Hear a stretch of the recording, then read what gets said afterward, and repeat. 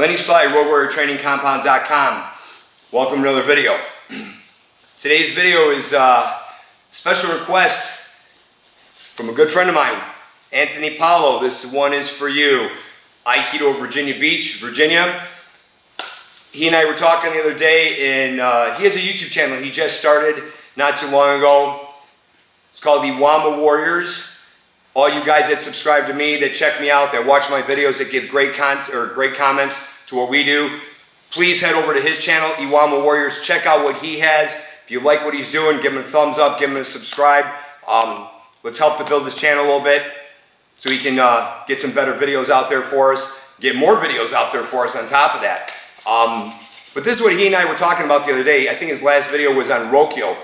Rokkyo is like the 6th basic application. Like you have Ikkyo, Nikkyo, Sankyo, Yankyo, then Gokyo, which you don't see a lot of, and then Rokkyo, which I don't know if really a lot of people know about Rokkyo. Some hardcore Aikido guys do. I know about it, and that's what this video is going to be on, Rokkyo. The only difference is, with the TenShin application, we don't call it Rokkyo. We call it Hiji Shime. Hiji obviously means elbow. Shime means to strangle. Okay? So you're strangling the elbow with the application.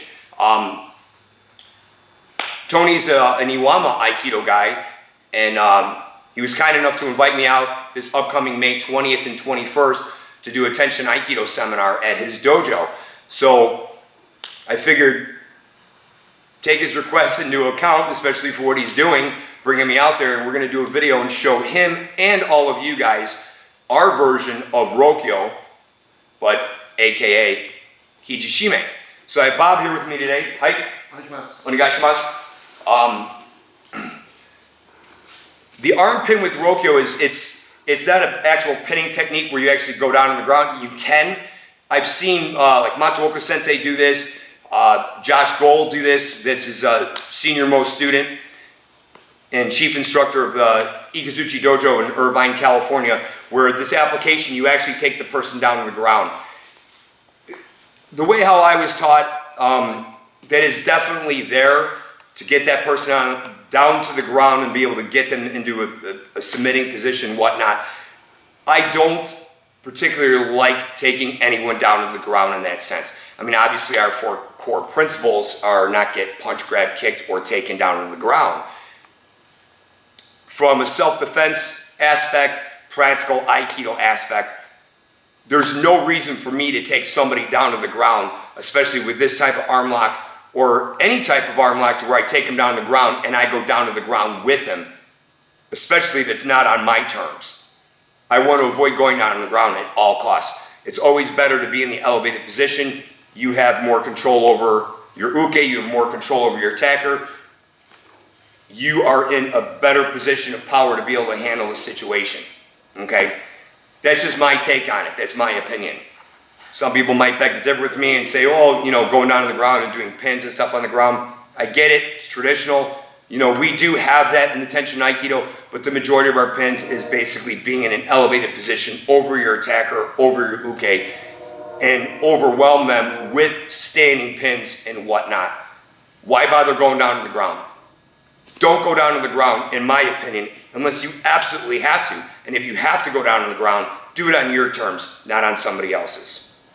So, that's my 2 cents on that. So, hey, onegaishimasu. So the first technique we're going to demonstrate is from a katadori or a mune dori. So you're grabbing lapel or grabbing shoulder. So either or. So as he comes in, you want to grab this, not this way, but you want to make contact before he makes contact with you. If he makes contact before, go ahead and grab. If he makes contact before I'm able to do this, which I want to come from underneath, this is going to be really strong. What normally follows with this is a straight punch to the face. So you're going to want to get out of the way. You're not going to want to sit there and try to fight this, especially if he pulls me into him and fires off around into my face. Plus this all being strong, not compliant, height strong. This is going to be hard for me to do the technique, and then he's firing off. He's jackhammering my face with his fist. this is not going to be an effective technique. So back to the 4 principles. Don't get punched, grabbed, kicked, or taken to the ground. So, right, number 1, don't get punched. Number 2, don't get grabbed. Okay, so this can be done off of a punch, this can be done off of a grab. You don't want to get grabbed. So as he's coming, we're using this upward motion, ukanagashi type fashion, arm movement and rolling the technique. As you roll, you tenkan. You don't adjust your hand. You bring his hand, right to your other hand as you're applying your elbow down on his elbow, and you take him down for the Hiji Shime. And then you're applying this. You're not just holding this. Don't go all the way down the ground. Just right to there. You're not just holding this. He can roll out of this. He can escape. You want to drive this down, straight down, creating pain on the back of his hand, discomfort in the wrist, as well as neutralizing and controlling his elbow. And you want to squeeze this in so you have that at that point. Then from there, you can move into a kaitanage, take him down to the ground, and pin him as such. Okay? Again, so as he does that, from underneath, go right in this position, you're applying. Okay? Notice how he's pretty much down to the ground at that point. You could also move him this way and take him right into the pin, lock him up, and move away. Okay? Again, as you come through, remember, you're not doing this, because Bob's interpretation of Kemi is perfectly defined the way how he tells our students. The attack doesn't stop the second you make contact. Even when you're starting to redirect, he's still trying to get to me. Most people, once you make contact, then, did you see that? How his body just relaxed? Then this moves all over the place, and then technique becomes really easy. We know in the real world when somebody is trying to put hands on, the intent is to get to you. Now you have to remember, criminals don't think like how you and I do. This is training. You're training yourself how to negotiate the attack, manipulate your attacker, using their energy to unbalance them and neutralize them. Okay? You're trying to incapacitate the attacker. That's what you're doing. At least that's in my opinion. That's what I am doing. So, do the same thing. If you want to make your Aikido more practical, you have to think from a practical mindset, a practical standpoint. If the second you touch your partner, and all of a sudden the partner's arm goes dead, the technique is really easy to do. Then you kind of have that false sense of security that the technique works really well. And this happens a lot with beginners. When you get somebody that's as advanced as Bob, with his attacking, his ukemi, his skill sets with everything that he does, his mindset is he doesn't stop coming at you until you have neutralized him. Okay? So again, as he comes in and you're redirecting this, you're not, because he's still coming, you're not going to let him hit your face. So you have to redirect this. That's why we use the ukanagashi. Because as you start to move this, he's pushing forward. You're moving that line of power, that energy, off of your center line. At the same time, you're rolling your arm over his arm, applying tenkan, bringing his hand to your secondary hand, and applying Hiji Shime. Now, if you're here, this is not a good spot to be in. For whatever reason, he starts to move this way. Not back. If he starts to roll this way, he takes you with. His leg is behind my other leg. He lifts his leg up. That's going to help me lift this. That's going to help me go over. I'm going to lose technique. So you don't want to be right in line with him. You want to be kind of angular to him and apply the Hiji Shime. Then at that point, like I said, you could just cut the arm straight down, take him straight down into a standing pin, and apply the pin, and you're done. Real simple. Okay? One variation that I want to show from this, same attack. He moves in. You apply the Hiji Shime. From there, you can roll this hand over. Okay, see that? So from here, once you release this, you roll the hand over, grab the fingers, bring him up, and you can throw him into a yubidori. So you can transition from Hiji Shime into a Yubidori lock, then Yubidori throw, or Yubi Nage throw. The next technique that I like to demonstrate for you can be done off of Katate Dori as well. It can be done off of Yoka Manuchi. It can be done off of Ski. Same application, the Uka Nagashi. Okay, so if we do, first we'll do Katate Dori. So Katate Dori, cut. Remember, don't get punch, grab, kick, or taken to the ground. Tenkan, as you tenkan, transition over. Grab the hand. Now go for the elbow. Apply Nikyo, or excuse me, well actually this is Nikyo. This would be Ikkyo. Apply Nikyo, but don't take him down in a Nikyo type of setting. Bring him right into the Hiji Shime. Okay? You have that. Same application. Cut the elbow down, take him down to the ground, pin him out. You can even do the Yubidori, because it's universal. Once you have the Hiji Shime, you can use the Yubidori every single time. Once you have this, doesn't matter how you got there, you can use this. You could get the Yubidori, put him into a Sankyo application, roll him over, throw him into a Shiho Nage application. It's just endless. Okay, so one more. So from Katate Dori, cut right through Hiji Shime. Okay, then Yubidori, throw. Real simple. Okay, so from a Yoka Manuchi standpoint, Uka Nagashi, same thing. Again, same thing. Right into Hiji Shime. Same pin, cut straight down. Or Yubi, bring them up and throw Yubidori. Okay? That's it. Yokomen. So, Uka Nagashi,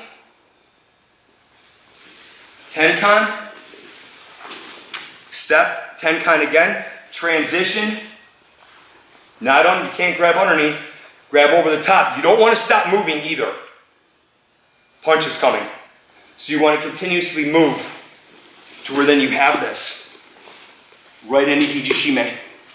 Then you can go straight down and pin however you want to pin. From a punching standpoint, a lot of Hiji Shime or Rokkyo techniques might come from Munetsuki. We punch to the face. Sokowski. So you can do this, that's that time. So from Tsuriyage, you can do that. And then Tenkan, same transitional movement, right into Hiji Shime. Left side. Okay. Uka Nagashi, same transitional movement, right into Hiji Shime. Okay. Ryo Katadori. Okay. From here, you can move right into that Hiji Shime. There's a lot of things you can do. Again, Ryo Katadori again. From here, you can just move this right into Hiji Shime. So just from Katadori, the single arm grab, right, that I showed earlier, here, move. Ryo Katadori, same thing. You don't even worry about the other hand because you're not even addressing the other hand. You can do Ushirowaza techniques from this. Right? Ushirowaza. So as you're moving Ushirowaza, there it is. Boom. Right? If you need to, you can raise him up, turn this over, takingaikidoback. So many things you can do from that point. Same thing, Ushirowaza again. So Ushirowaza, moving through from here. There's your Hiji Shime. Boom. You can roll this over. Naroskyage. Okay? You can even from that point, turn back. Even from this point, you can Nikyo technique, cut this over, Iri Minage. So it's just all transitional movement, that's it. It's just a lot of stuff you can do. So one more from Mushido. So Mushirowaza, move up. Right from there, boom. Hiji Shime. Roll them over. Takingaikidoback. So those are some variations. So original technique, one more. Katadori into Hiji Shime. Now, Bob goes down to the ground. It's not because he's tired. It's because this application is effective and it works right away. If you need to, like I discussed in the beginning of the video, go to Sawariwaza. You can do this way. Here. Okay. Relax, relax, relax. To where you can get this pin. If you wanted to, you can do a standing pin at that point and apply the standing pin and then move off to the side. Okay? So, Tony, I hope that spikes your curiosity on how we do Rokkyo, aka Hiji Shime. Hi, arigatou gozaimasu. So that's it for our video. Leave some comments down below if you like the video. If you guys have any interest in seeing a particular technique, leave a comment. Let us know. Definitely take into consideration. Always up for people's suggestions. I do have other people right now that are requesting stuff, and we're filling those requests as we go. Hope you guys liked the video. Hit the thumbs up. Follow us on Twitter and Instagram at Road Warrior TC. Check out our online classes at roadwarriorstraining.com. Sign up for our online classes. We have the Combative Concepts platform. We have the TenShin Aikido platform. Combined total, it's almost close to 200 videos, I believe, right now. A lot of good training stuff. A lot of good basic fundamentals and skills. You can never be good enough with your basics. You can always improve. Always, always, always, always improve. Especially your hand deflections. It's essential for what we do. Okay? Like the video, subscribe. Please subscribe. Share the video on social media with your friends. Get the word out. I'm not going away anytime soon. I guarantee you that. There's going to be a lot more videos coming down the line. We have a lot of videos that I'm going to be posting in the next 2 weeks. So you definitely want to keep your eye on this channel. Thanks for watching. Have a great day.